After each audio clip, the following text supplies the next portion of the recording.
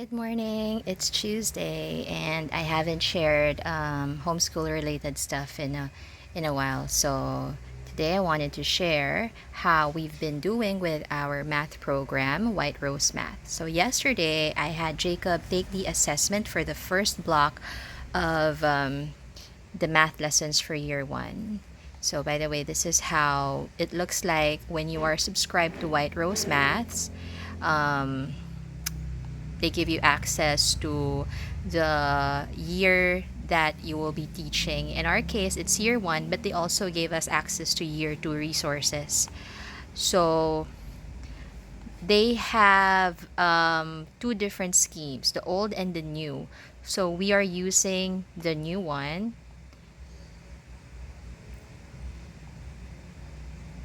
So it says here you are viewing version 3.0 for your schemes of learning. So that's the new one. Actually, if you go to the website, even if you are not yet a subscriber, you will find an explanation for the differences in the old and the new schemes. It's basically just differences in the chronology of the lessons, or how should I say it? The order in which the lessons are taught. Okay, so for the first block, these are what you call blocks. So this is the first autumn block. Obviously, we don't have autumn here in the Philippines, but it, it's not supposed to be bound by that. Okay, just do the lessons that you need to do. Okay, so this is the first block that we studied. This was supposed to be done for weeks 1 to 5. For a homeschool setting, you can adjust as necessary, as needed. So this is obviously just a suggested timeline. So we did the place value block. So these are the topics we covered for the first, I think we are on week 7 now of our homeschool. So these are the topics we covered for the first 7 weeks. So each of these topics have the videos, the slideshows, those are what the icons are for. The downloadable worksheets and the teacher guides. So this is, at the end of the block, there is an assessment. So this is the assessment for the first block. And since Jacob already knows how to read, he did this assessment independently. He just read the directions or the questions and answered them on his own. Of course, as a kid, you can't avoid them doodling on the sides. So like there's one question for every step of the in the block.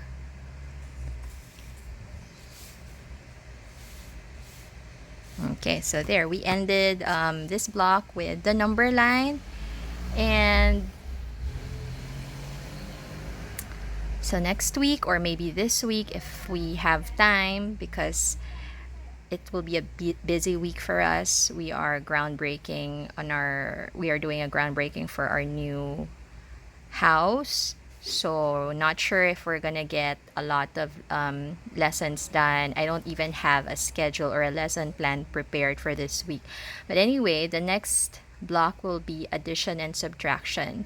And he's already familiar with addition for small numbers because we actually started with addition already when we were using rod and staff math. So just to show you that these are it only has 5 blocks.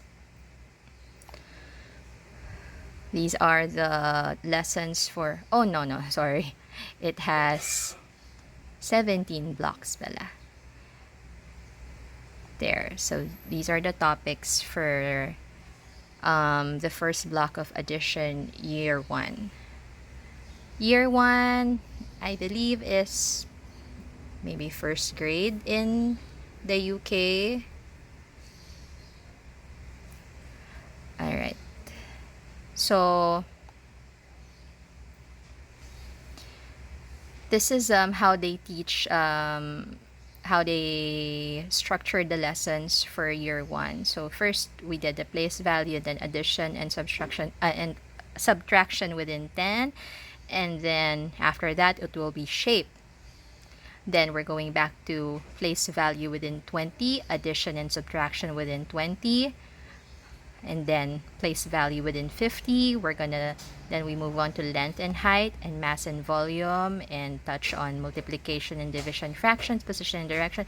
Place value within 100. Money, obviously this will be adjusted because we're using pesos. And then time. So that's the lessons for year one. So I mentioned in our last video that there have been some changes to our homeschool, not in our curriculum, but in the way I present lessons. And one of those changes is using provocations to teach some concepts. So that will be in the form of these task boxes that I prepare. So, for example, this is related to our math lesson. He reads the direction that I've written on this blackboard, sort of blackboard sheet. I bought the blackboard sheet from the chalkboard sheet from Shopee. Very, very cheap, like 75 pesos for 3 meters, I think. And then I just stuck it to a regular carton box. So this is, can you compare numbers? So inside it, I've given him some flashcards. These are like nature flashcards. These are loose parts flashcards. And I gave him 2 wooden sticks. These are Ambrose's apple sticks. Ambrose is our guinea pig. And what he's supposed to do is compare numbers, like make up statements. Hold on, I'm using my hand. I don't have a tripod right now. I'll just take these flashcards out of the plastic. Alright, so he's supposed to do something like this. So our White Rose math lesson, comparing numbers, only goes up to 10. So, but he already knows, hi, I'm just showing them this activity, this task box that you did. Okay, hold on. So his lessons goes up only up to 10. Okay, we will do it in a bit, okay? And what I wanted him to do was use these flashcards to compare the numbers. Okay, so here it's 5 is greater than 3, and then he's supposed to record it in his math notebook. Like this. Okay, so if you know my son, he puts teeth on his greater than, less than, and equal signs.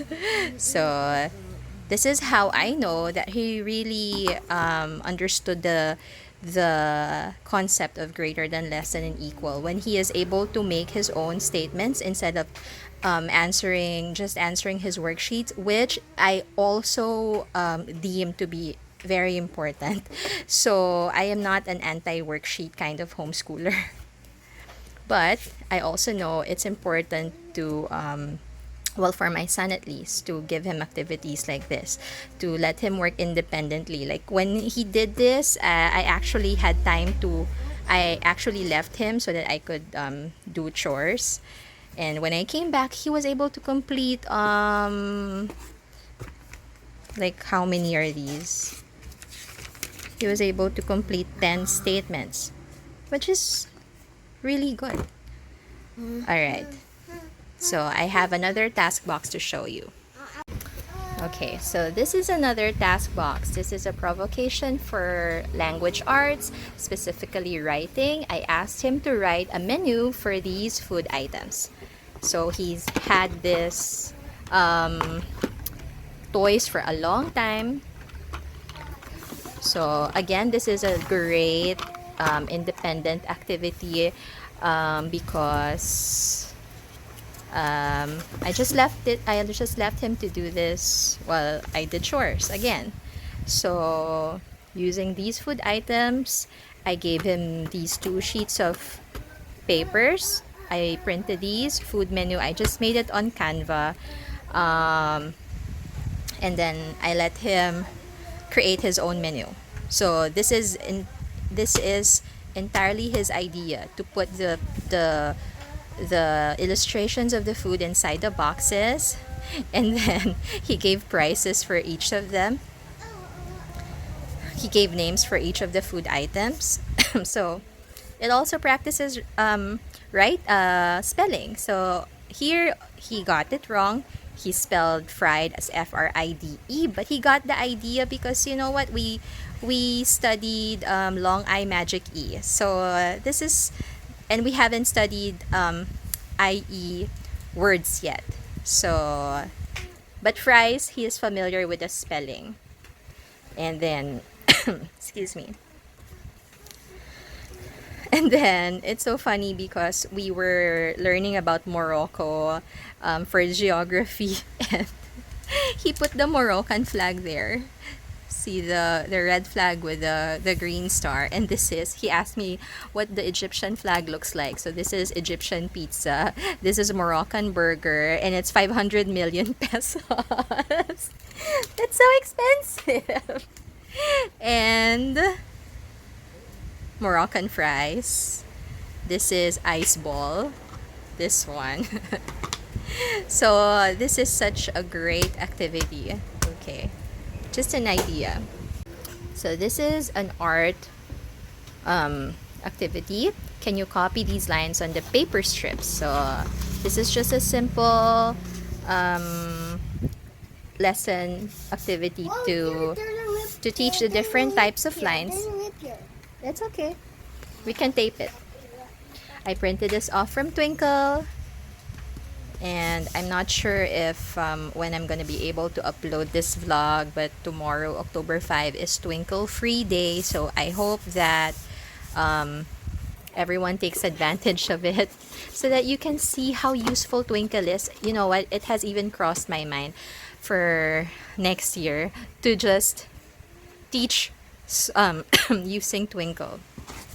Like, parang sabi ko, what if I don't buy a curriculum right away? What if I structure my lessons using Twinkle resources? Like, I would really save a ton of money.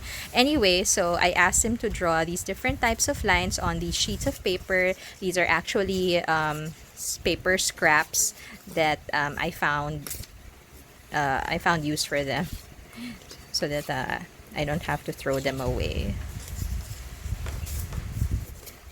So that is for art.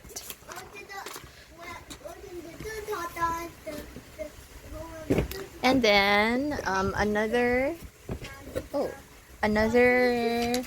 activity is related to phonics. Can you find the OE and OA words? So this is really just what was inside the box. I gave him a magnifying glass and I made these pictures on Canva. And he's supposed to look for the hidden words. Some are not so hidden, like this one. So these are OA words and these are OE words. Can you look for them? Can you see them? So you can also put these up for display after he has searched for the words. With phonics, I'm not too, what do you call this? We're just breezing through the phonics lessons because phonics comes easily to Jacob, thankfully. So actually, I'm just finishing up the lessons on his first start reading book E so that we can move on to reading the literature from Storytime Treasures. So aside from those task boxes, let me also share with you what we've been doing for science. Sometimes, so I make him do animal reports and Pokemon reports, and here he reported on the turtle. He drew it, and he drew the habitat as well as gave some facts about it. Sometimes he shifts to like fictional versions of the animal, but it's okay. I just let his imagination run wild, but also make him watch uh, videos showing their facts, like from SciShow Kids, or we read books about it. And then he compares the animal to the Pokemon version of it. So here you have Squirtle, and obviously he loves this because he's a Pokemon freak. So there. Yesterday we did which animal yesterday? A bat. A bat. Okay, I'll show you the bat in a bit. So this is an activity wherein I gave him a dried leaf. I said, it is not a leaf, it is a... And then he wrote, oh no, what is the leaf? The leaf is not green. So I think he meant to draw this as The leaf name. porcupine. I want the leaf. I want to see that. I want to see that. Okay, hold on. Oh, there. And then he also painted an apple. We were studying the painting The Apple Seller, and I gave him a real apple to copy. And here on our roll-up blinds, I stapled eek, I stapled this fairy tale bulletin board. Supposedly we read The Frog Prince, but the version we used is the one from Twinkle. This craft is from a file I purchased on Teachers Pay Teachers. I just printed them on the papers, colored papers needed. So this is for Frog Prince. And then I'll show you this. Hold on. I gave him this activity. Can you make a story? This is from Twinkle also. This is their small world scene. And then they also have the characters for the story, which I laminated also so that we can reuse them for other storytelling activities. Okay, these are the directions for the Frog Prince craft.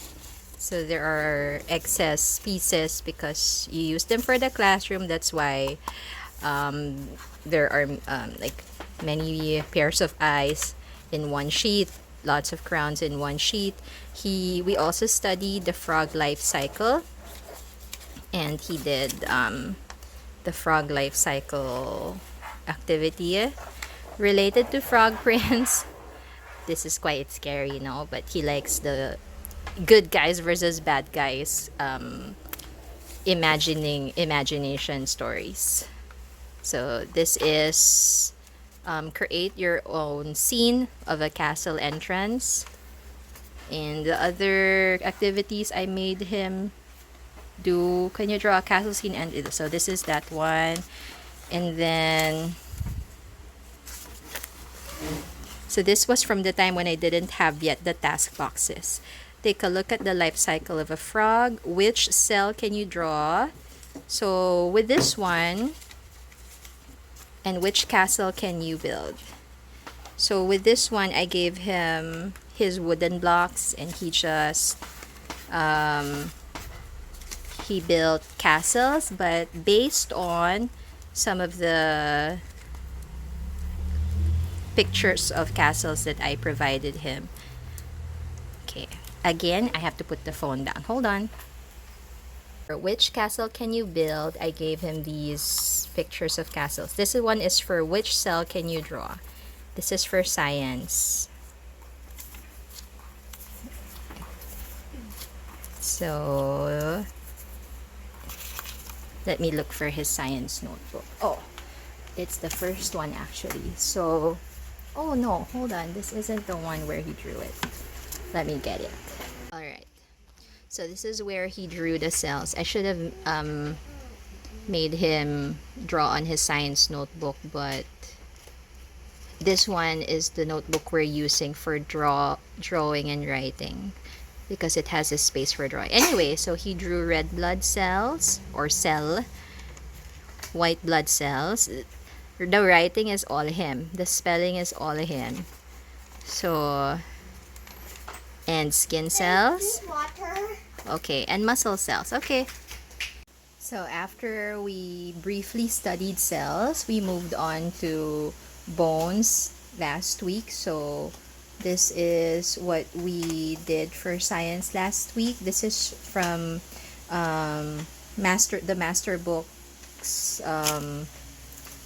textbook, which is, we're using this one, Life for Beginners. So with master books, although this is a textbook, they have lots of activities, optional activities that you can do for each lesson. So this is the one that we did. It didn't really say to laminate, but because I have the laminator, thank you, Tete, and I want this skeleton to last a long time, and I put round head fasteners on it so that it can move. There, but we have a big version of that from Twinkle, and it's the one right here, which we haven't done. Can you assemble the skeleton? Give it a name too. So we're gonna do this at the back of our door because it's a bit big. Yes, because it's Halloween, right? Yeah, because it's almost Halloween, that's why. Hey, can you please pick up the chalk? Alright. You had my drawing. Does it look too old? What is that? Oh, wait. What is it?